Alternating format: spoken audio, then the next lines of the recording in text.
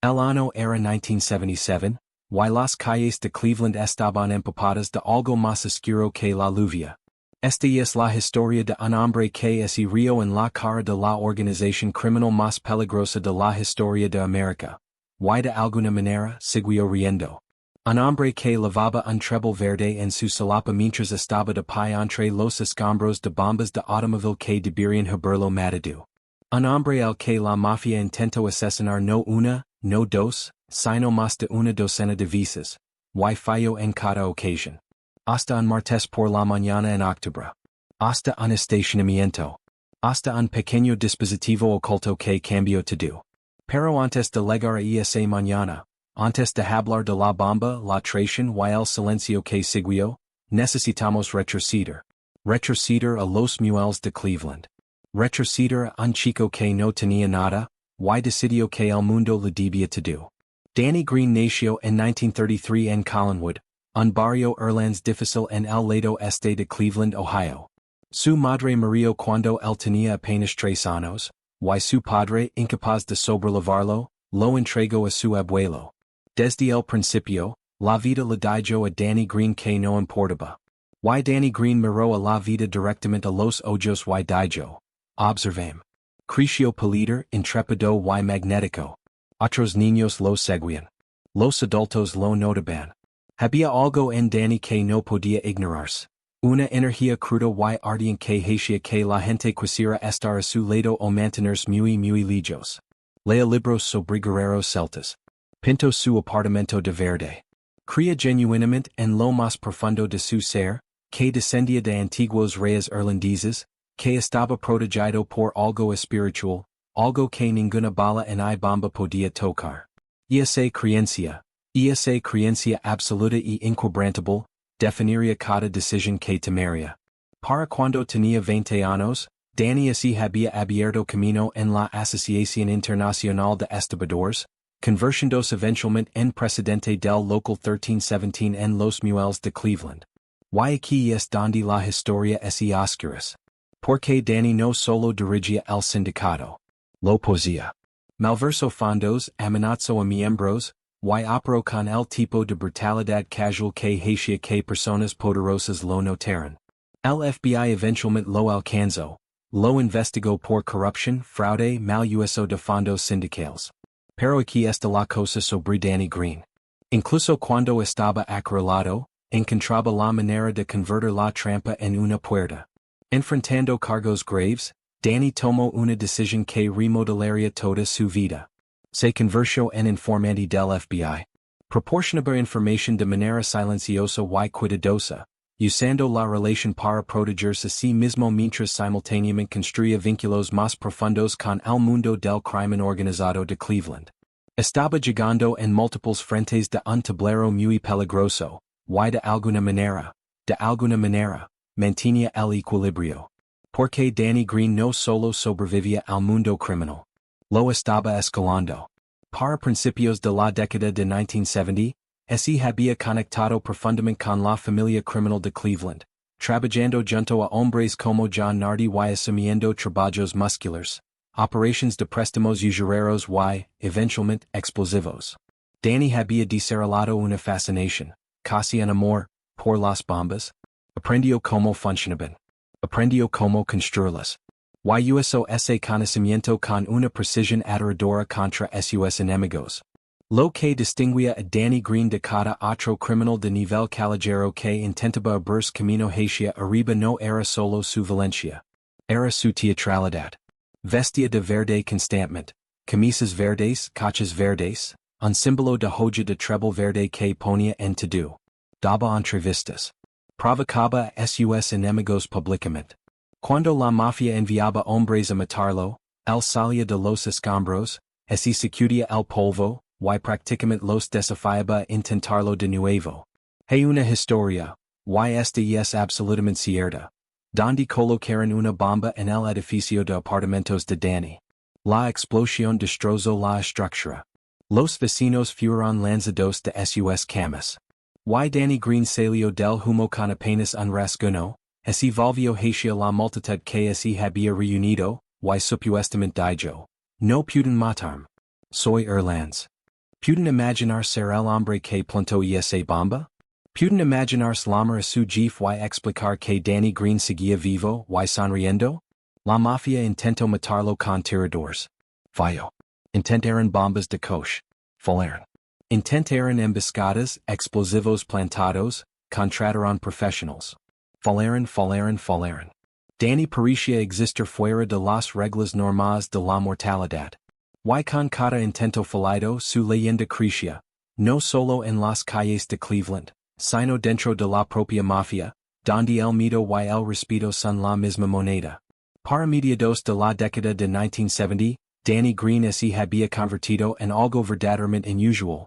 Una empresa criminal de un solo hombre operando en abierto desafío a la Cosa Nostra.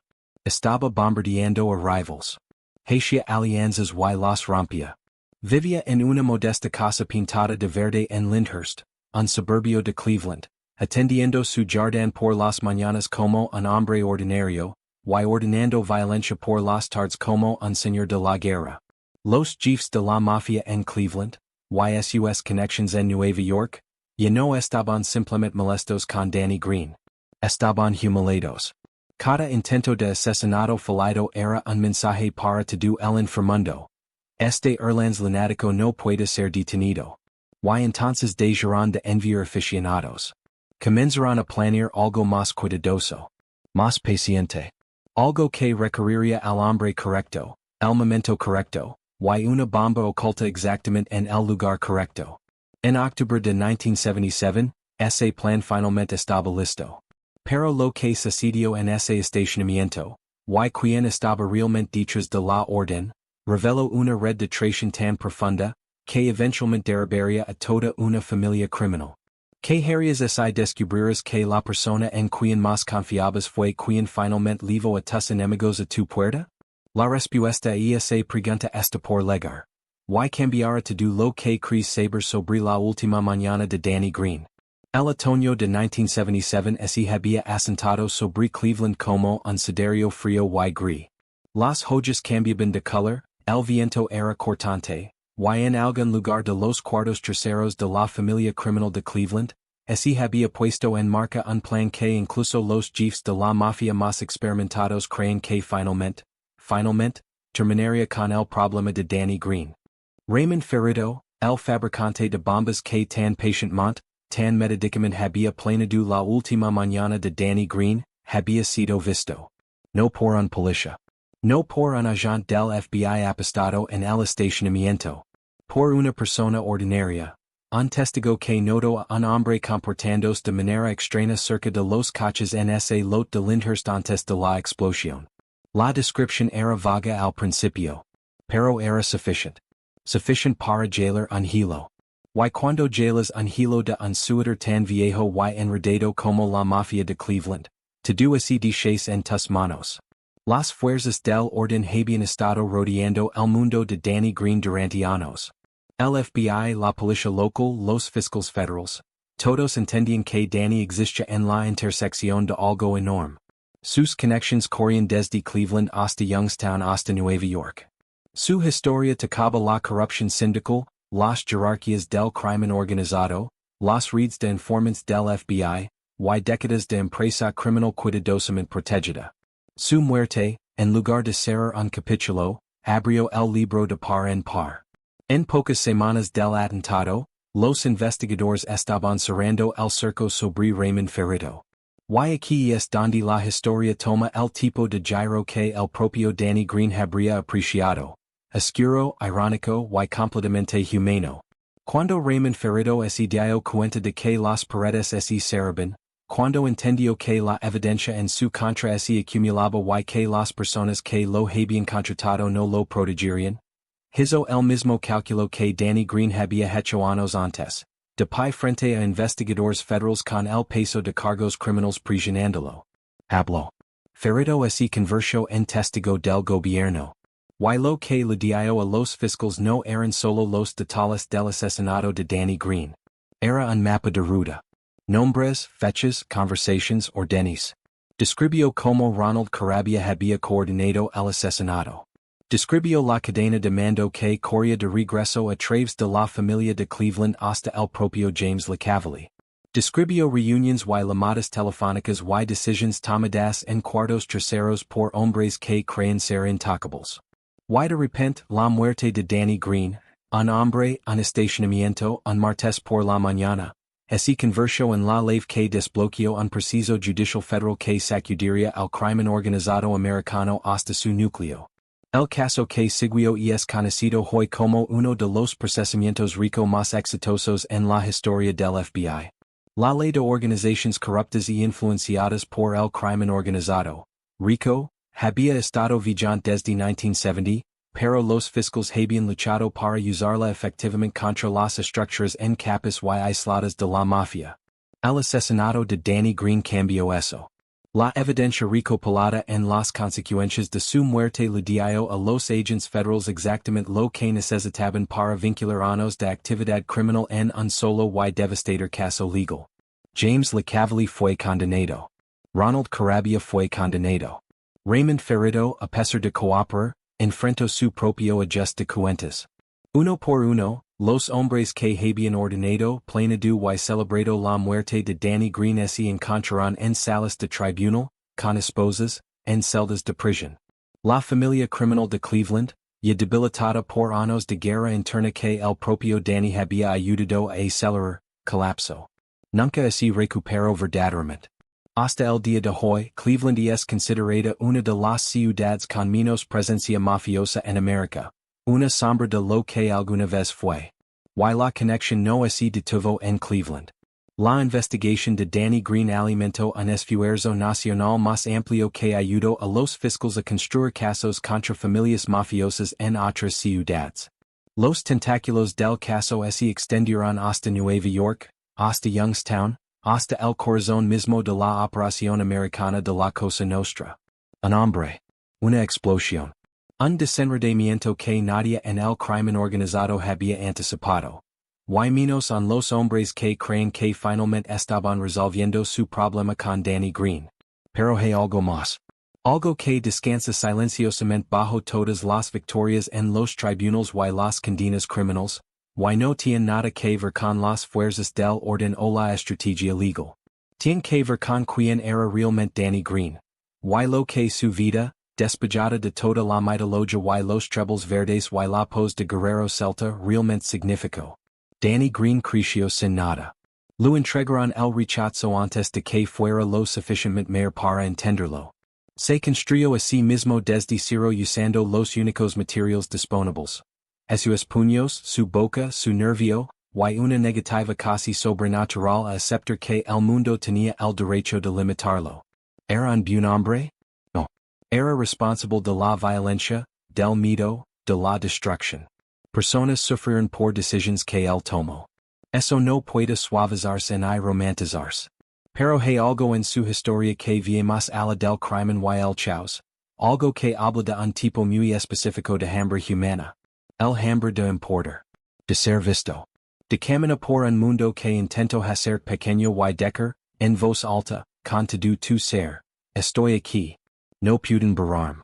Danny Greene dijo eso con bombas y bravuconería y pintura verde y entrevistas televisivas. Lo dijo de maneras que eran peligrosas y destructivas y en última instancia fatal.